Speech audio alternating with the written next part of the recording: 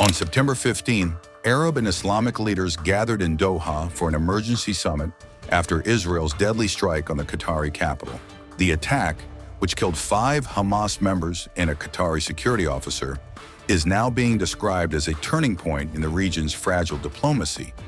Qatar's Emir Sheikh Tamim bin Hamad Al Thani opened the summit with a scathing address. He called the strike cowardly and treacherous, revealing that Hamas leaders had been reviewing a U.S.-brokered ceasefire proposal mediated by Qatar and Egypt when the attack took place. If Israel wants to assassinate Hamas leaders, why is it negotiating with them? This aggression is vile, treacherous, and cowardly, said Emir of Qatar. The Emir accused Israel of undermining mediation and exposing its hostility to peace, calling the strike an attack not just on Hamas, but on Qatar's sovereignty. Peace be upon you and God's mercy and blessings. With God's help, we open the proceedings of the Emergency Arab-Islamic Summit to discuss the Israeli attack on the state of Qatar. My brothers, in the name of God, the most gracious, the most merciful, my brothers, your majesties, excellencies, and highnesses, distinguished guests, and honored attendees. The capital of my country, Doha, where this summit is being held, has been subjected to a treacherous attack targeting one of the residences where the families of the political leadership of Hamas and its negotiating delegation reside. This took place in a residential neighborhood that includes schools and diplomatic missions. 18 people were injured. And when it is claimed that its objective is, if Israel wants to assassinate the political leadership of Hamas, then why is it negotiating with them? And if it wants to negotiate for the release of the hostages, then why is it killing everyone who could conduct negotiations with it? And how are we supposed to receive Israeli delegations in our country for negotiations, while those who sent these delegations are planning to bomb this country? These questions do not expect an answer. Rather, they clarify why we say loud and clear that this aggression is in fact blatant, treacherous, and cowardly. It is impossible to deal with this level of malice and betrayal. What it truly wants is to make Gaza uninhabitable for humans as a prelude to displacement. Israel claims to be a democracy surrounded by enemies. In reality, it is building a system of occupation and apartheid that is hostile to its surroundings, and is waging a war of extermination during which it has committed crimes that know no red lines. And for days now, its prime minister has been declaring that he has prevented the establishment of a Palestinian state and that such a state will never exist in the future. He is openly hostile to the Palestinian Authority and opposes the agreements under which this authority was established. Anyone who objects to this, according to their false propaganda that no one believes anymore, is labeled as such. Egyptian President Abdel Fattah al-Sisi warned that the strike risks collapsing peace frameworks altogether. What is happening hinders the future of peace, threatens your security, and may abort existing treaties, said the Egyptian president. And to the people of Israel, I say that what is happening now is jeopardizing the future of peace, threatening your security and the security of all the peoples of the region, and placing obstacles in the way of any new peace agreements. In fact, it undermines the existing peace agreements with countries in the region. And at that point, the consequences will be dire.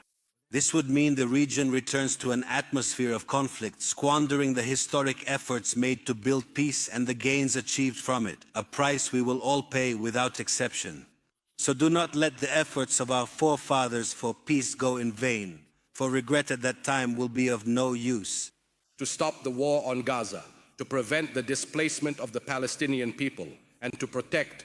And let me state very clearly here that this act of aggression unmistakably demonstrates that Israeli practices have now surpassed any reasonable political or military logic and have indeed crossed all possible red lines. To stop the war on Gaza and to prevent the displacement of the Palestinian people. Jordan's King Abdullah pledged absolute support to Qatar, declaring, "Your security is our security, your stability is our stability." We stand with you with all our capabilities and support any step to confront this aggression, to protect your security, your stability, and the safety of your people. The security of Qatar is our security, its stability is our stability, and our support for you is absolute. The present of the oppressed is a generation to come. Also, Iran's President Pezeshkian called the strike a premeditated assault by the Zionist regime, meant to sabotage ceasefire efforts take bite. The September 9th, 2025 incident in Qatar was a premeditated attack by the Zionist regime, carried out with the aim of undermining diplomatic efforts to end the genocide in Gaza. This assault on diplomacy is more than just a crime. This is a blatant and shameless declaration that now military power, not law, is what determines outcomes. While Syrian President Al-Sharaa described it as unprecedented that mediators themselves were being targeted. It is one of the rare occurrences in history for the negotiator to be killed, and an unprecedented act for the mediator to be targeted.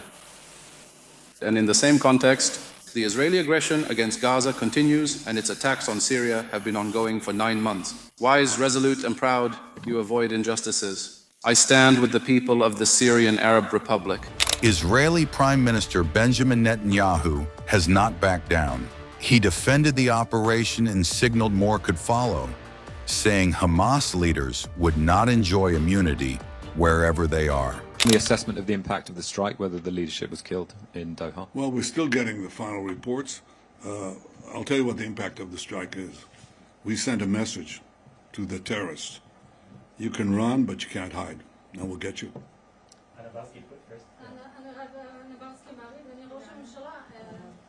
ראש הממשלה, לפי הדיווחים, לא רק שהתקיפה של צה"ל נכשלה בקטר, אלא גם נחשפו יכולות מסווגות של צה"ל בתקיפה בשבוע שעבר. האם בדיעבד אתה מצטער על ההוראה שנתת להוציא את התקיפה לפועל? Well, I don't accept the premise in your question, which is that Hamas, that the raid failed. Didn't fail because it had one central message, and we considered it before we launched it. And that is, you can hide, you can run, but we'll get you. You can, and this is important. I mean, terrorists they think they enjoy immunity, they'll do it again and again and again. And if you deny them that immunity...